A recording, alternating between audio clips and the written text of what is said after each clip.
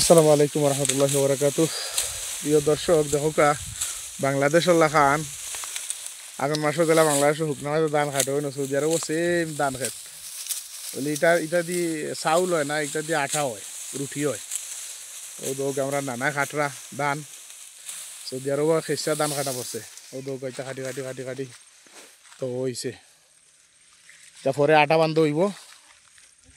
আর আপনার আরে ফুল দেখাইলাম, যেমন ধরো ও দৌকা ফুল হয়েছে, ও ফুলও গুন্তরে পরে আলাদা করে কাটবো, ওরকম আলাদা করে কাটিয়া আলাদা করবো শুকাইয়া আনলে এগুন বস্তাত ধরে নিব কি। আর ফের গুনতাল আমার চালাই থাকবো।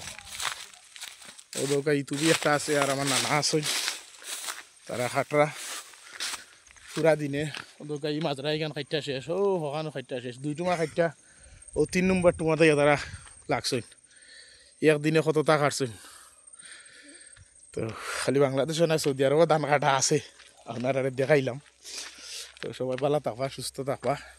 আর এখন সন্ধ্যা হয়ে গেছে, আপাতত কাম বাদ দিলেইছেন, যাইরাম কি আমরা সকল বাড়িত।